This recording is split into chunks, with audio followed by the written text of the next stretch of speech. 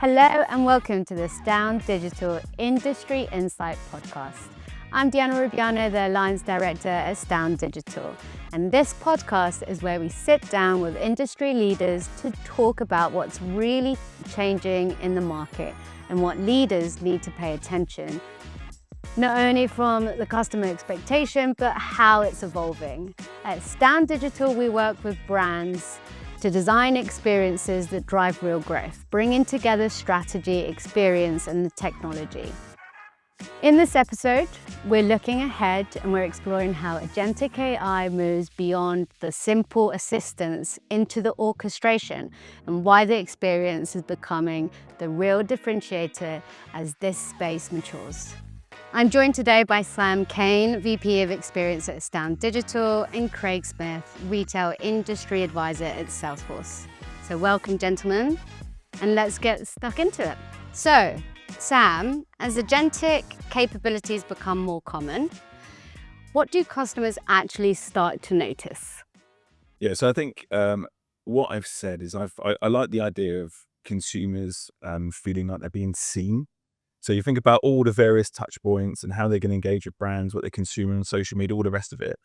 It's the idea that there is some semblance of that being transferred from one experience to the other, as opposed to a kind of net new start every time. So I feel like it's that idea of the far more of a connected experience that a consumer really feels valued by. Yeah, absolutely. Craig, is there anything that you'd... Yeah, I think the key word there was consistency, wasn't it? So show up and you know the customer, you've dealt with them before. You can adapt your experience, like the old days in the stores where the grocer knew who you were. Yeah, absolutely. good old days. Yeah, and I guess to that point, we've talked about omni-channel for a very long time, but as Agentic comes into the business, that language feels that it's no longer fitting. Yeah. Why now? Well, I remember it was multi-channel at stores, and it was multi-channel, then omni-channel, and it's words for touch points with customer. I just think the touch point in how you converse with the customer changes. It's not so much the channel, because the channel, whatever channel you're in, you're going to have you can have a two-way conversation. Even we're even talking about email marketing. You can respond to a marketing message and ask more questions about what you've just been sent. So I think it's about conversational. Is the key thing here, is being able to actually have a conversation with the retailer at any point, whatever the touch point is. I don't think the touch points matter so much anymore. I think it was just a way, omni-channel or multi-channel was just a way of dealing with the fact that you had different departments servicing the stores, different departments servicing online, and they just came up with a word to say department 1, department 2. Yeah.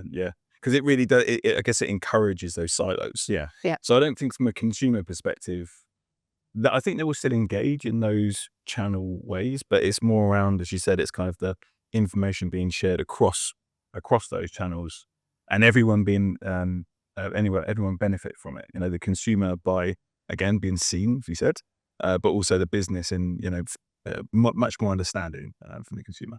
Yeah, so we're not focused on the particular channel anymore. It's really bringing that all together, making sure that the conversations are a two-way and the data flow. I use the word omnipresent quite a lot now, because I think being available all the time, and being at service all the time, and being relevant all the time. Apart from the stores, obviously the stores will have to close, but every other touch point is kind of you're available and relevant. Yeah, absolutely. I guess from a customer's point of view, where do we see the experience in 5 years' time? What does that look like? Yeah, I mean, this is a really exciting area, right? I think when we look around how the idea of the experience is to adapt to the situation, so I think we see moments nowadays where it's around, more sort of specialized areas in the journey where you can help users with more sort of niche needs. Yeah. But I think in the future, it's going to be far more based on their intent. So if I'm more in an education mode and I'm researching, I don't need to have all that same functionality when it comes to, pushing me into a checkout or, needing, after sales or whatever it might be. So an experience as we know it really needs to service the entire potential journey. Whereas I think in the future, it's far more going to be based on the intent of that journey and properly customized for that need. Yep. I actually, the word ambient AI gets used quite a lot. So it's about AI being everywhere and listening. It's a bit creepy for some people. because they're even talking about voice, always listening. So I think it will always be consent driven. I do also think the profile of the customer is going to change. So the stuff a retailer stores in you will be actually a three-dimensional capture of your home. So that will be on your profile, and you'll be able to out and about shopping. You'll be able to position products in your home and see what they look like, and also on your body. So when you're shopping for fashion, you'll be actually able to see how it looks, because in the past the barrier was you had, as a retailer, you'd have to capture all the product imagery in 3 dimensions. Too expensive to do. So everyone wanted to do that. They wanted to see. Ultimately, you want to see how's it going to look before you actually make the purchase. So I think there's that part. It's what's driving it is generative AI, and there's huge advancements in the last 6 months. We've all seen it. We've all used Nano Banana from Google and ChatGPT, and we can see that we can really visualize product now. Yeah, that's part of shopping. Shopping is about visualizing and conversation, and we talked about colleagues in the previous episode, like the storekeeper. That's going to be somebody who's going to have a conversation with you across, again, every touch point. So, and I think also on that, I think the idea that our lives, we're sharing far more about our situations, our preferences, and that not necessarily being constrained to a moment. So, if I've shared information about, the ceiling height in my garage where my gym equipment is, then when I go on to, look for, future bits and pieces, for it to say, well, Sam, you can't have that. That's way too big. That's not going to fit. Yeah. And it's having that historical knowledge as well. Yeah. I think to contextualize what our options are in the future, but with context. So I don't think anyone ever wants a restricted experience, because you sort of have that moment of, how do I know what I'm missing?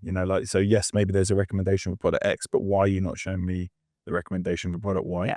So giving the consumer feedback or some rationale around what sort of decisions it's making, so that there's far more trust built between the agentic commerce and the user's real life situation. Yeah. And I love that. I think as we look at, complex journeys, you do want a bit of option, because you want to know what's different, and you might take the different path, right? But yeah, having that contextual information is really important. Do we kind of see that shaping more because of the younger demographics, and because the way that they interact with, augmented filters, and that's kind of driving that shopper behavior and what that will look like? Yeah, I mean, the generational thing is interesting, because I feel like there's moments where you can super serve any demographic, irrespective of age or any other sort of specific sort of characteristic that we look at. I think that there certainly will be the expectation of personalization is maybe a kind of more significant driver in a sort of younger generation. But I feel that when we're starting to benefit from the use of AI in our lives, I feel like everyone is going to have some sort of level of expectation that something's to be curated for them. Yeah, and I guess that expectation will just keep rising, right? Yeah, I mean, I think as voice becomes far more relevant, and it's I guess our engagement with AI right now, it still feels a little bit, you don't want to get caught out having it. Well, all of us, so you might not want to be caught out of an AI conversation as if it's your best mate. But I think the future can very much be that. We've seen all sorts of films and lots of stuff that's been put in front of us that doesn't seem that far-fetched anymore. And I feel like we can really actually have proper relationships with agents that we might not feel like we're ready for today, but it seems perfectly natural next step. Yeah.